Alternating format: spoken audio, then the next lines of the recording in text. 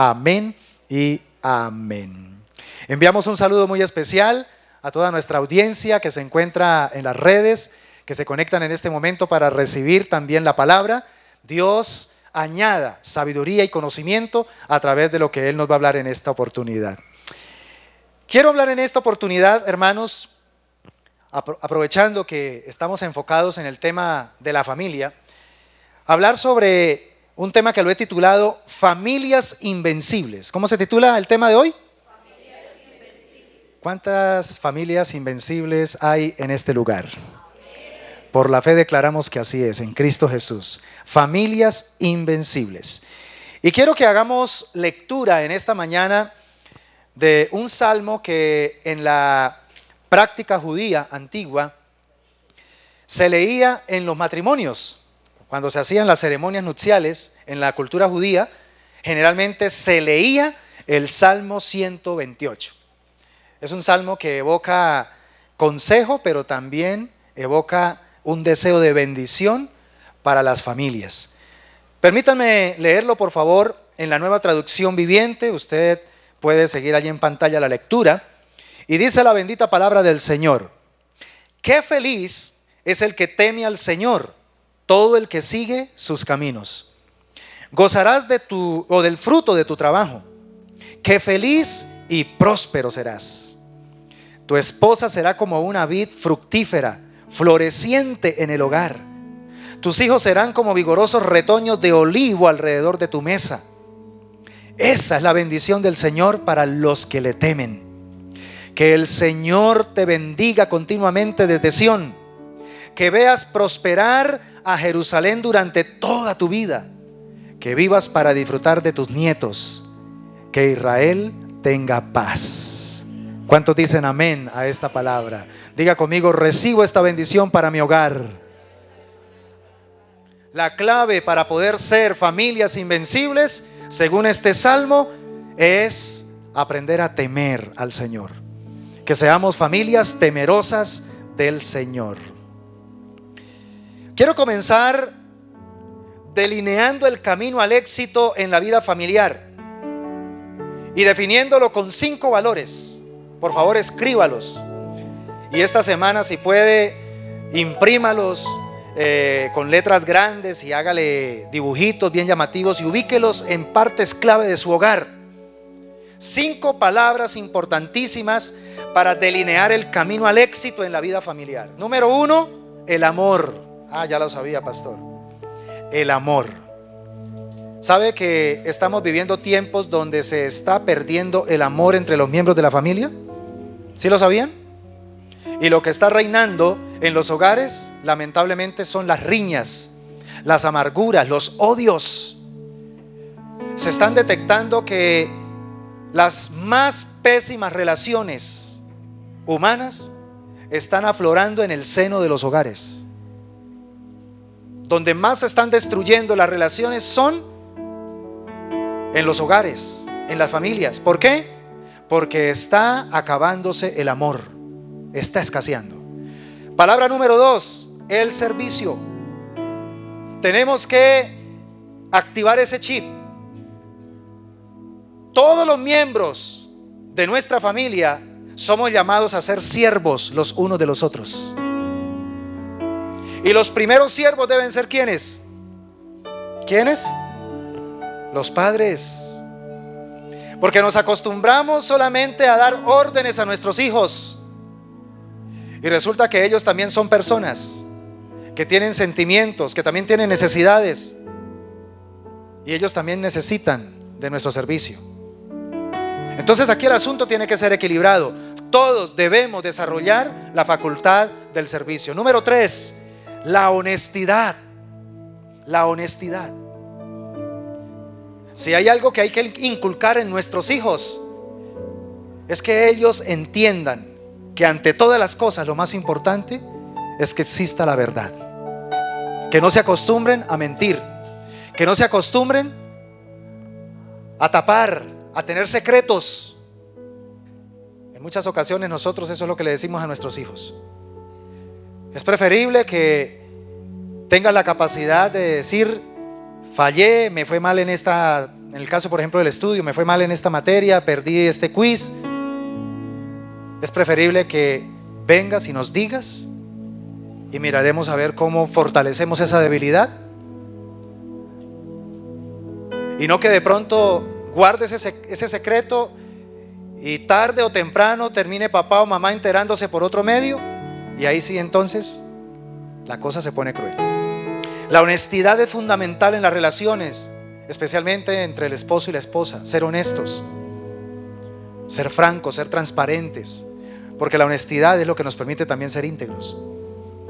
Por eso la cuarta palabra es esa, la integridad. No puede haber integridad sin honestidad. Y la honestidad está supremamente arraigada con la verdad. Y escucha esta última, fundamental, la oración. La oración delinea también el camino al éxito en nuestra vida familiar. ¿Hace cuánto que no tenemos tiempos intencionales donde nos disponemos como familia a orar? ¿Sacas tiempo en las noches para orar con tus hijos antes de ir a dormir? ¿Lees algún tema de interés espiritual que edifique la vida de ellos y luego entonces oras con ellos? Ah, no, es que ya ellos son grandes. Mira, en la adolescencia es donde más hay que arraigar esa práctica de acompañarlos a la cama para ir a dormir. Eso no solamente para cuando son chiquiticos y ya. En la adolescencia y aún en la temprana juventud, mis hermanos, es donde hay que fortalecer ese hábito de la oración. Al punto donde ellos, cuando usted se le olvida o de pronto no pudo, ellos extrañen eso y digan: necesito orar con mi papá, con mi mamá. Necesito hablar con él, con ella antes de irme a dormir. Eso ayuda al éxito familiar. Ahora, iglesia, para que esto sea una realidad, Dios debe ser la verdadera cabeza de la familia. Él debe constituirse en la base sobre la cual nosotros vamos a proyectar todo lo que es el edificio del hogar. Recuerda lo que dice el Salmo 127, versículos 1 y 2. Vamos a leerlo. Si el Señor no construye la casa, el trabajo de los constructores, ¿qué es? Una pérdida de tiempo. Si el Señor no protege la ciudad, protegerla con guardias no sirve para nada. Es inútil que te esfuerces tanto desde temprano en la mañana hasta tarde en la noche y te preocupes por conseguir alimento. ¿Por qué? Porque Dios da descanso a sus amados. ¿Qué va a marcar la diferencia entre un hogar fracasado y un hogar exitoso? Que sus miembros se conviertan en amados de Dios, especialmente papá y mamá, para inspirar a los hijos. Que papá y mamá se conviertan en esos hombres y mujeres que entienden que realmente el único que puede edificar y cuidar el hogar es Dios, y que nosotros solamente estamos a disposición de lo que Dios nos ordene hacer, de lo que Él nos ordene realizar a favor de nuestra casa. Yo te pregunto en esta mañana, amado hermano, amada hermana, ¿cómo es el ambiente de la vida diaria en su hogar? ¿Cuál es el ambiente que reina y que gobierna su casa? Ambientes de contiendas, de conflictos, de competencia, de división, de riñas, de intrigas. Mira, es tan triste cuando dentro de los mismos miembros de la familia unos están hablando mal de otros a espaldas. Terrible. Y es que cristianos, y es que asistimos a una iglesia. ¿Sabe quién está reinando en un ambiente así? Pues el que divide. ¿Y quién es el que divide? El diabolos, el diablo. Eso es lo que significa diablo. El que divide. Entonces, si como padre de familia o madre de familia detecto que uno de mis miembros se está dejando usar por el diablo para sembrar intriga contra otro miembro de nuestra misma familia, hay que confrontar esa situación bien en serio, porque ¿sabe qué está corriendo o qué riesgo está corriendo esa persona? Que sea abominable delante del Señor. Proverbios 6:19 lo dice, que el que siembra discordia entre hermanos. Hay una traducción que dice, el que siembra discordia entre los miembros de la familia se hace abominable delante del Señor. No tiene sentido llamarnos hijos de Dios y ser promotores de contiendas, promotores de riñas. Claramente el Señor dijo, si usted no es capaz de perdonar al que te ha ofendido, pues tampoco no espere que tu Padre te perdone. Y no es porque Dios condicione su perdón hacia nosotros. El perdón de Dios es incondicional. Somos nosotros los que condicionamos el perdón de Dios a nosotros por condicionar nuestro perdón hacia otros. Ahora bien, en el marco de esta enseñanza yo quiero en los próximos minutos dejar algo bien claro para que salgamos de este lugar entendiendo cuál es la clave para poder convertir nuestras familias en familias invencibles. Y esta enseñanza va a estar dirigida obviamente a todos los miembros de la familia, pero específicamente al varón, a los hombres, y no solamente a los casados, y no solamente a los que son padres, sino a los que están solteros todavía en este momento, aún a los que todavía les falta varios años, a los que dicen, no, yo todavía no sé si me voy a casar. Escuchar lo que te voy a decir en los próximos minutos puede cambiar tu vida, puede dar una claridad, una perspectiva superior a lo que es el diseño del hogar. El varón, nos guste o no nos guste, tenemos la responsabilidad crucial delante de Dios para que nuestro hogar sea funcional y también para que sea invencible. Dios nos ha delegado esa responsabilidad, y esa responsabilidad se llama: eres la cabeza de tu hogar. Hoy hay una gran cantidad de varones que están sufriendo del pecado de la renuencia. La renuencia es delegar. Yo no quiero ser cabeza. Hágalo usted. En cosas tan simples, bueno, no simples, más bien en cosas tan básicas para que el hogar tenga éxito, como por ejemplo el liderazgo espiritual.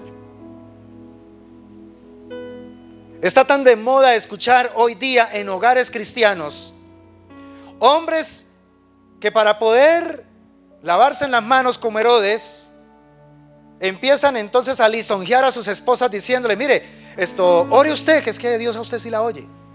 Lea usted, que es que usted sí entiende la Biblia, en cambio yo no. No, hable usted con los niños y déles consejo, porque es que usted sí conoce más eso del cristianismo, en cambio yo en esa parte sí como que poco. Un hombre así está prácticamente colocando a merced del enemigo a su familia. Está exponiendo, está vulnerando el muro de protección que es necesario mantener levantado para que Satanás no haga daño al hogar. Ser cabeza significa asumir la responsabilidad de liderar todos los aspectos que son fundamentales para el desarrollo de la familia. Los varones tenemos esa responsabilidad. Y es preocupante porque se está levantando una generación que está creciendo viendo la ausencia, no tanto presente, sino la ausencia emocional y espiritual del varón en la casa. Y con esto no estoy menospreciando la responsabilidad de las mujeres que les ha tocado asumir por la renuencia del varón el liderazgo espiritual del hogar. Antes, por misericordia y porque Dios es fiel, honra también ese liderazgo y lo respalda. Pero no significa que el hombre que ha sido renuente se vaya a escapar de tener que rendir cuentas delante de Dios. Todos los hombres tenemos que rendir cuentas delante de Dios del hogar que el Señor nos ha delegado. El hombre ha sido puesto por Dios como la cabeza, pero esa cabeza, según maneje su liderazgo, va a proyectar una de dos cosas en cuanto a su familia: o estabilidad y firmeza, o debilidad e inseguridad en cuanto a su hogar. Entonces, esto no es un juego, iglesia. Las responsabilidades delante de Dios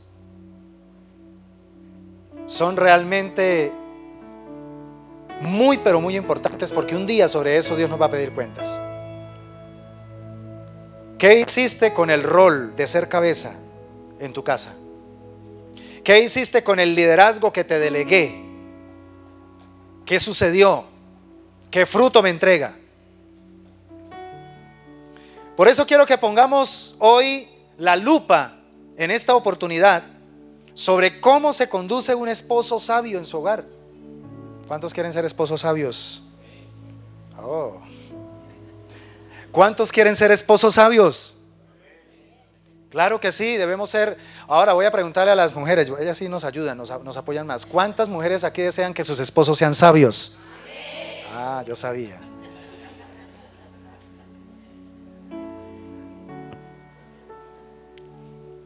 Mis hermanos, tomemos nota, porque estos principios son fundamentales. No me voy a demorar mucho, pero quiero que por favor usted se vaya hoy pensando muy seriamente en estos principios. Un esposo sabio aplica el principio de sujeción bíblica mutua. Amén. Aplica el principio de sujeción bíblica mutua. No es ese típico machista que dice, es que la Biblia dice que yo soy la cabeza, yo soy el que mando aquí se hace lo que yo diga, porque es que la Biblia dice que el hombre es el que manda. Eso no es ser cabeza bíblicamente. ¿Saben? El hombre que entiende verdaderamente qué es ser cabeza es porque ha logrado desarrollar una llenura del Espíritu Santo en su vida. El hombre que se dispone a formar, a cultivar una comunión diaria con el Espíritu Santo, va a tener la capacidad de darle un manejo sabio al tema de la sujeción. Y entonces entiende que la sujeción no es solamente de allá para acá, sino que también hay momentos donde el hombre tiene que entender que debe sujetarse de aquí para allá. ¿En serio, pastor? Sí, porque es que antes de que el apóstol Pablo hablara de que la mujer se sujete a su marido, antes, unos versículos más atrás, por favor, vaya, ahí en Efesios capítulo 6, usted se va a dar cuenta que el Señor, a través del apóstol Pablo, dice que debemos sujetarnos unos a otros. Amén. Porque la sujeción bíblica, más que de una persona a otra, es en el Señor. El consejo que se le da a la mujer de sujetarse al varón es en Cristo. Hágalo para el Señor, aunque su marido no merezca su sujeción, hágalo por el Señor Jesucristo, y Dios honrará su sujeción, porque tu sujeción primaria es a Cristo. Ahora bien, Efesios capítulo 5, versículo 18 al 21, dice la palabra del Señor: no se emborrachen con vino, que lleva al desenfreno. Al contrario, sean ¿qué? Llenos del Espíritu. Anímense unos a otros con salmos, himnos y canciones espirituales. Canten y alaben al Señor con el corazón, dando siempre gracias a Dios el Padre por todo, en el nombre de nuestro Señor Jesucristo. Y luego viene el versículo 21, antes de llegar al capítulo 6. Sométanse unos a otros por reverencia a Cristo, unos a otros. Y recuerde que en Cristo ya no hay hombre, ya no hay mujer. Lo dijo el apóstol Pablo. Ya no hay esclavo, ya no hay libre, ya no hay extranjero, ya no hay patriota, ¿sí? Ahora todos somos uno en Cristo Jesús. Amén.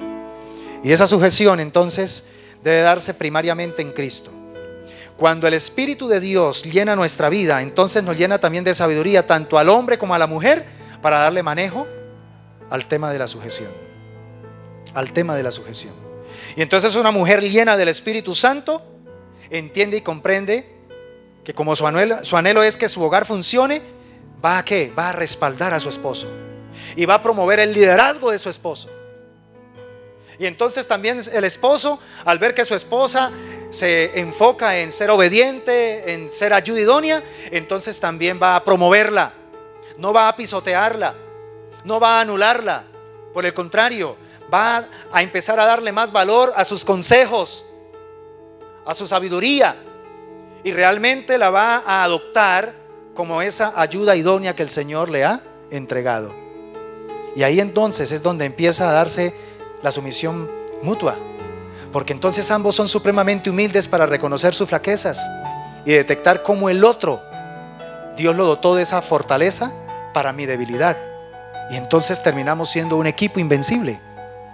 No somos una pareja que compite, somos una pareja que se complementa. Amén. Primera de Pedro, bueno, déjenme antes de decirle esta cita, ¿cuál es el segundo principio para ser un esposo sabio? Y es que el esposo sabio es cortés. Diga conmigo, cortés. Otra vez, cortés en sus relaciones familiares. Esto es muy importante. El varón, la cabeza del hogar, debe ser ejemplo de cortesía con todos sus miembros, ¿sí?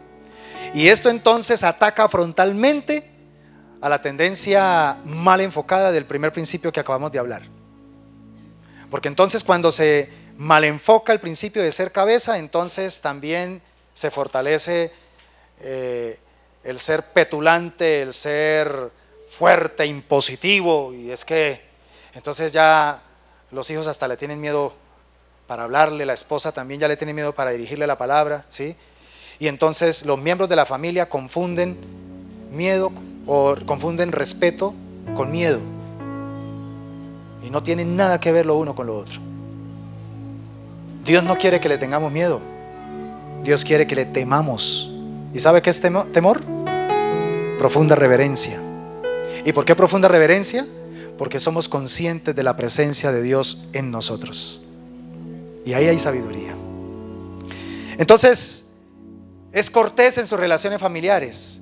Y esto tiene una justificación muy importante. ¿Por qué el varón de la casa debe ser cortés? Vamos a leer Primera de Pedro, capítulo 3, versículo 7.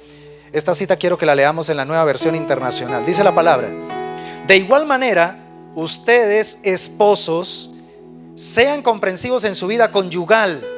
Cada uno trate a su esposa con respeto. ¿Con qué? Ya que como mujer es más delicada y ambos son herederos del grato don de la vida. Así nada estorbará las oraciones de ustedes. ¿Por qué a veces no vemos respuestas en nuestras oraciones? Oraciones que hacemos por un hijo, oraciones que hacemos por la parte laboral, oraciones que hacemos por la salud, oraciones que hacemos por alguna situación y en la que hemos sido reiterativos con Dios y orando. Hay algún obstáculo, y probablemente de la cabeza de ese hogar. Probablemente porque le está faltando ser cortés. Y como lo digo en algunas ceremonias nupciales, pensando en voz alta, me aterro de ver casos donde uno abiertamente detecta cómo hay hombres que son supremamente corteses con los de afuera, que tratan súper bien a los extraños, a una mujer extraña, a una persona extraña. Y ahí sí activa el chip de la cortesía. Pero en cambio, para tratar a su esposa o para tratar a sus hijos, es arrogante, es petulante, engreído, impositivo, malhumorado, y hace que la vida de su hogar se convierta en una carga, cuando no debería ser así. Y entonces la persona que actúa de esa manera está corriendo el riesgo de abrir puertas de amargura, puertas de enojo, porque todo el tiempo está enojado, airado. Y ni hablemos de la parte de la salud, porque todo el tiempo hay estrés, y ese estrés entonces lo lleva a no poder dormir bien. Y al no poder dormir bien, entonces ¿qué pasa con su sistema inmune? Se debilita. Y al tener un sistema inmune debilitado, ¿qué pasa? Cualquier gripita lo bota. cualquier cosita que hay en el ambiente lo enferma. Y sigue ese ciclo. Y daña el ambiente. Mis hermanos, busqué en el diccionario la palabra cortesía y ¿sabe qué significa? Demostración. O sea, la cortesía es una demostración, no solamente palabras. Demostración, acto o cosa con que se manifiesta amabilidad y escuche esto, buena educación. O sea que cuando no somos corteses, especialmente con nuestra familia, nos falta educación. Nos faltó educación. Ahora, la cortesía no depende de otros. Usted no tiene que ser cortés con el que lo trate usted bien. Haga el ejercicio, sea cortés con una persona que lo trate mal. A ver quién gana. La blanda respuesta quita la ira. Pero la palabra áspera, ¿qué? Una persona que venga con todas las armas para lanzárselas a usted y usted utiliza la cortesía, lo deja desarmado. ¿Sí? Lo deja desarmado. Pero si usted se reduce al mismo nivel emocional, de pleito, de pelea, se arma la de Troya. Se arma la de Troya. Y de un asunto minúsculo. Lamentablemente esa es la dinámica de muchos hogares hoy día. Por cosas simples que se pudieron manejar con cortesía y se superaron de una, se convirtieron en los problemas tan delicados que pudieron llevar hasta el divorcio. La cortesía no está fuera de moda, ni mucho menos está en contra de la sabiduría. Una persona cortés es una persona sabia. Por eso estamos hablando de que un esposo sabio maneja la cortesía en sus relaciones familiares. Y la cortesía es una manera atractiva de vivir. Cuando usted conoce a una persona cortés, ¿cierto que es chévere tratar a esa persona? Es agradable, es llamativa, atrae. En cambio, una persona que no es cortés, por el contrario, repele, ¿sí? Todo el mundo lo evita. Y no porque quiera hacerlo, sino porque es que definitivamente genera como esa radiación. ¿Sí? Bueno, diga conmigo: Señor, ayúdame a ser cortés en mis relaciones familiares.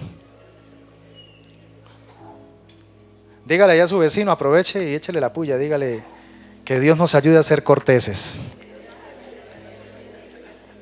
Para que no le responda, seamos corteses, dice la cartilla, ¿no?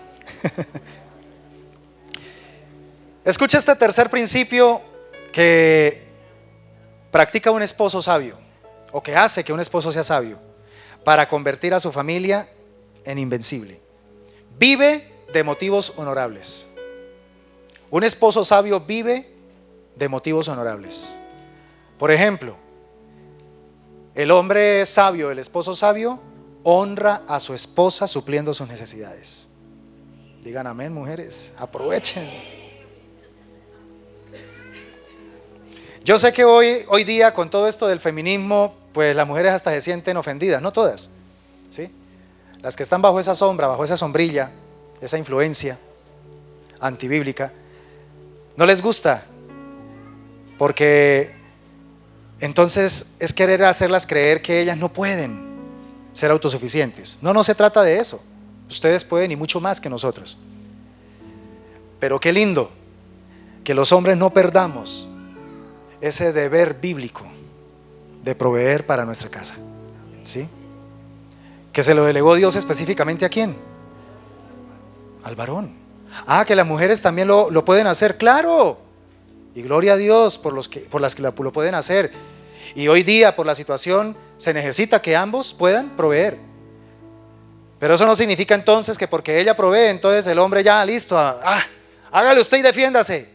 No, eso es una deshonra. Eso es una vergüenza para el mismo hombre. Somos nosotros los que hemos sido llamados a suplir las necesidades, especialmente de nuestra esposa. ¿Hace cuánto que no sorprendes a tu esposa comprándole algo que de pronto usted detectó en algún momento que ella hizo así? Ay. Y usted las agarró por el viento, ¿sí? Y la sorprendió. ¿Hace cuánto que usted no saca de su rubro, de su dinero, un dinero también, ojalá mensual? Y le dice, mira amor, esto es para ti, para tus gustos. No es que le diga, esto es para el arroz, esto es para la yuca, no. No, esto es para tus gustos. Para cuando vayas allá al centro comercial y te guste ventanear, ¿sí? Pues no te quedes ahí en la ventana, entra por la puerta y compre algo. Digan amén, mujeres. ¿Qué pasa con ese avivamiento? Mujeres, avivémonos.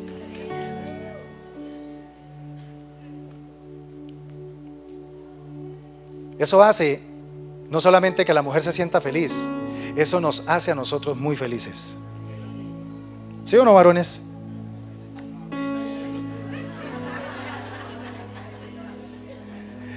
Escuché unos amenes, pero creo que no eran de aquí, eran de los hermanos que están mirando.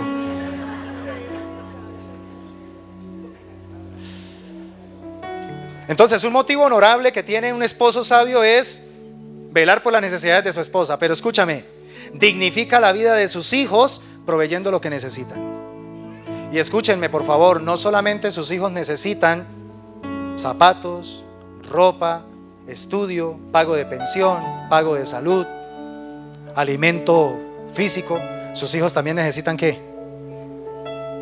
Sacarles tiempo de calidad, ir con ellos a jugar, decirle a hijos, siéntense aquí que quiero que conversemos, hablemos.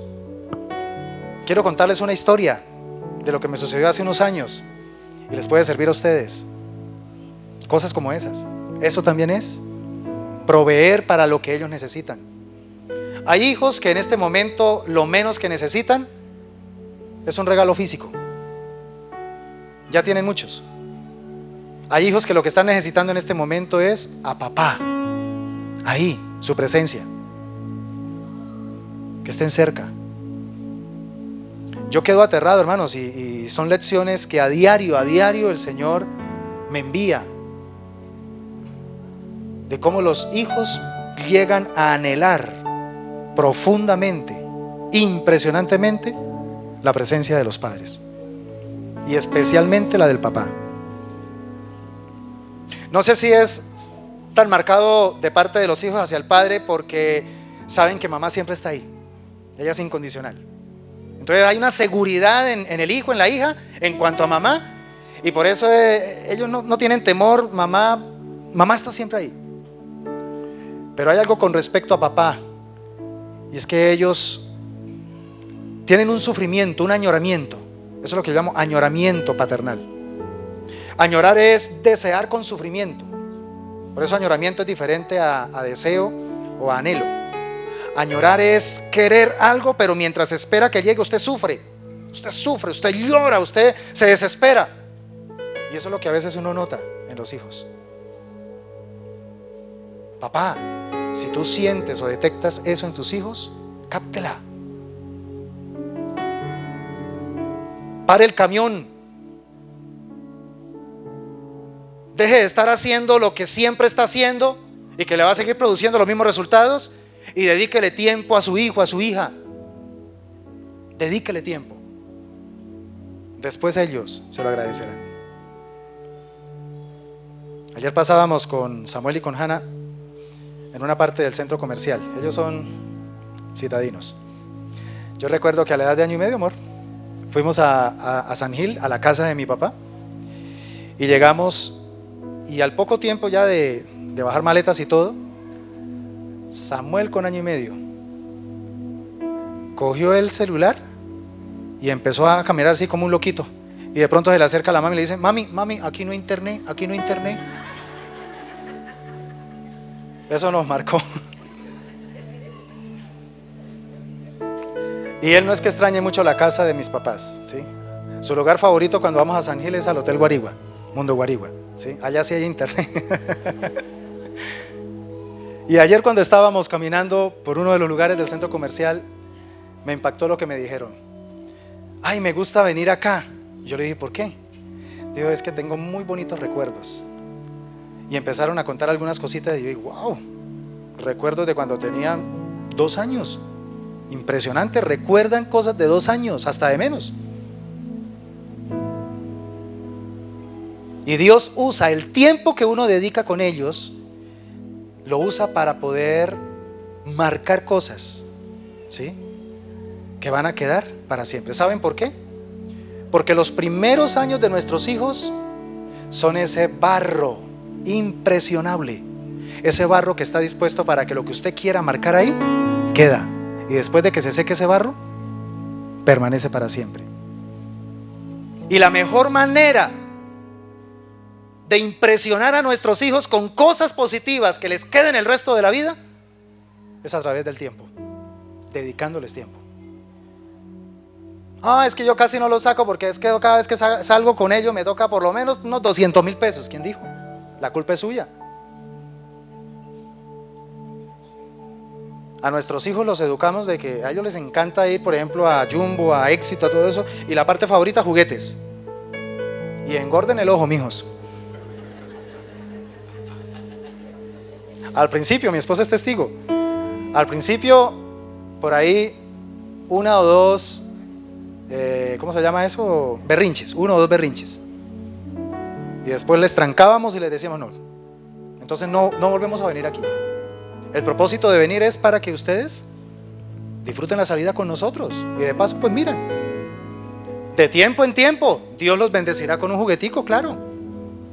Pero que cada vez que salgan hay que comprarles, no señores. El propósito es pasar tiempo en familia. Utilizamos la estrategia de el día solo papi, solo mami, ¿sí? Y Hannah tiene impresionado en su corazón el primer día que tuvimos el solo papi. Y de ahí su lugar favorito para comer helados es en Happy.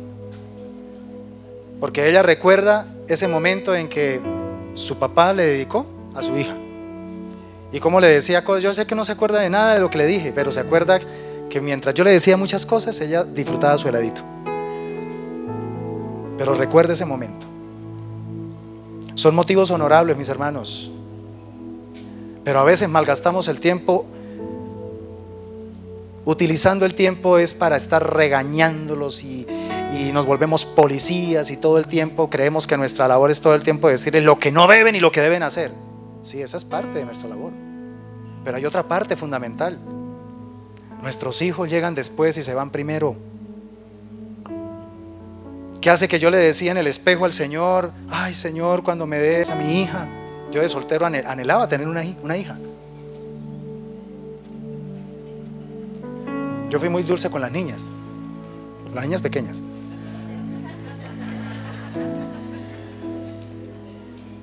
Las niñas me perseguían y jugábamos, era muy hermoso. Y yo decía, ay, algún día yo quiero tener una niña. Y cuando llegó mi hija, yo decía, wow, ¿cuándo me va a tocar hacerle la ceremonia? Dentro de 15 años. Ahora ya dentro de 7 años, hermanos, si Dios lo permite. ¿A qué hora se me fueron 8 años de esa princesa? Años de vida de esa princesa.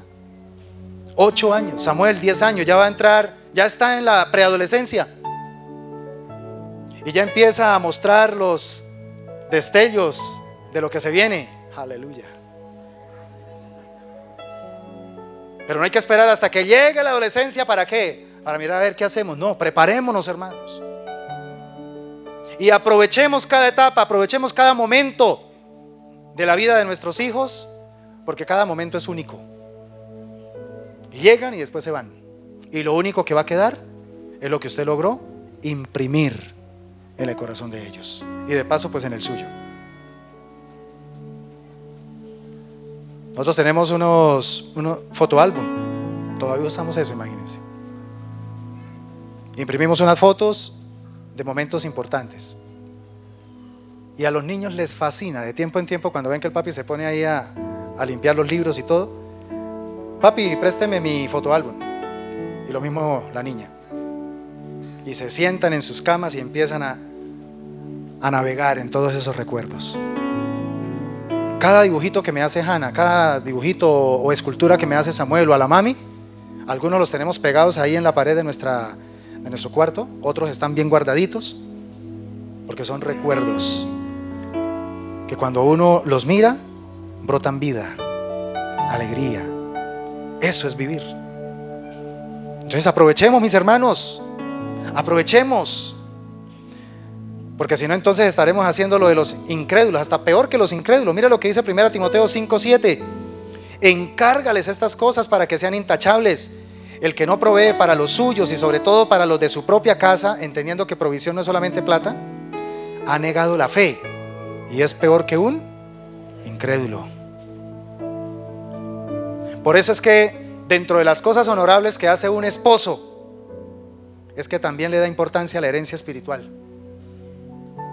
El propósito de ese esposo sabio es legar a sus hijos una herencia de la fe. Yo no quiero que el día de mañana mis nietos se levanten en un ambiente donde no conozcan absolutamente nada de Dios, de la Biblia, ni menos de nosotros. No, yo quiero que el día de mañana se levanten unos nietos, bisnietos, si el Señor lo permite, donde al estar apasionados de Dios tengan que decir: ay, sí, recuerdo las historias que nos contaba mi papá o mi mamá de mi abuelo Elías, de mi abuela Elsie. ¿Sí? Eso sonó como raro, ¿cierto? Pero que mientras hablan de la fe, relacionan esa fe con los progenitores, con los que fueron, los que colocaron la base, nosotros. Pero es muy triste cuando casos que encontramos, por ejemplo, en la Biblia. Murió Josué y toda esa generación. Y luego se levantó una generación que no conocía nada de Josué, ¿sí? Ni mucho menos de Dios. Y entonces abrió paso a la época de los jueces, donde cada uno hacía lo que bien le parecía. Y ya vemos cuál fue el ciclo improductivo que se vivió alrededor de 400 años. Que Dios nos ayude a dejar una herencia, porque mire lo que dice Deuteronomio 6:1 y 2. Estos son los mandamientos, estatutos y leyes que el Señor tu Dios te mandó, o que el Señor tu Dios mandó que yo te enseñara, para que los pongas en práctica en la tierra de la que vas a tomar posesión. Escuche esto, versículo 2. De esta manera, durante toda la vida, tú, tus hijos y tus nietos temerán al Señor tu Dios, cumpliendo todos los estatutos y mandamientos que te doy. Así disfrutarán de larga vida. ¿Quieres disfrutar de larga vida? ¿Quieres ver a tus nietos y posiblemente a tus bisnietos? Mis abuelos pudieron ver a sus bisnietos. ¡Qué bendición! Nietos y bisnietos, ¿sí? Y termino con este cuarto principio. El esposo sabio vela por la salud espiritual de su hogar. Ojo con esto. Mire, el esposo sabio no obstaculiza el desarrollo espiritual de sus integrantes, por el contrario, lo promueve. A ver, hijos, vengan, vamos a orar. A ver, hijos, sáquenme tiempito, apaguen allá el televisor o desconéctense allá del celular. Vamos a estudiar un momentico la palabra del Señor. Así le hagan la cara que le hagan, convóquelos. Si usted es madre soltera, si usted está sola en casa con sus hijos, hágalo. Dios te va a respaldar, amén, mujer. Dios te va a respaldar. El varón sabio reconoce la importancia de la coherencia en su fe para que sus hijos perseveren en ella. Porque la Biblia dice, en palabras de Jesús, que nuestros hijos serán nuestros jueces. Entonces, si no somos coherentes en nuestra fe, tengamos cuidado, porque cuando ellos crezcan, ellos son los que nos van a señalar, y con un dedo bien fuerte. ¿Usted qué tanto habla, papi? Yo no le había dicho esto antes porque era muy pequeño y me cascaba. Pero me da mucha pena usted que me viene aquí a exigir ahora que yo siga este camino, cuando yo vi con mis propios ojos cómo usted vivió el cristianismo. No tiene autoridad moral para exigirme nada. Qué golpe tan bajo, ¿cierto? Qué golpe tan bajo. Y después nos quejamos, pero ¿por qué mi hijo es así? ¿Pero por qué mi hijo no me respeta? El respeto no se impone, el respeto se gana. El respeto se da a través del ejemplo. Su conducta es crucial para que sus oraciones no sean estorbadas, y da honor a su esposa para desarrollar una vida de honra a sus hijos. De nada sirve que usted se vuelva un pastor de su casa, donde todo el tiempo está invitando a sus hijos a hacer altares familiares, a leer la Biblia todo el tiempo, pero sus hijos están viendo que usted maltrata a su esposa, que usted no la honra. que usted es áspero con ella. No. Porque se sobreentiende que la fe cristiana nos lleva ¿a qué? A amar a nuestro prójimo como a nosotros mismos. ¿Y cuál es nuestro prójimo más próximo? El cónyuge. El cónyuge. Entonces termino diciendo, mis hermanos, que la sujeción bíblica mutua, la cortesía en las relaciones, los motivos honorables y cuidar la salud espiritual del hogar son las características de un esposo sabio. De un esposo que ha entendido la gran responsabilidad de ser cabeza o de ser líder espiritual en su familia. Todo esto, mis hermanos, va a ser posible cuando los hombres entendamos que necesitamos convertirnos en amantes del Espíritu Santo. Hombres, enamorémonos del Espíritu Santo. Yo con esto termino, hermanos. Dios me ha venido hablando en estos últimos tiempos de algo muy, pero muy relevante. Hagamos de la piedad el mejor negocio que podemos hacer en esta vida y en la venidera. Eso fue lo que Pablo le dijo a su hijo Timoteo en 1 Timoteo 4. El ejercicio físico para poco es provechoso. Sirve para algo, dicen otras versiones. Pero la piedad para todo aprovecha. Porque da ganancia para esta vida y para la venidera. ¿Y qué es piedad?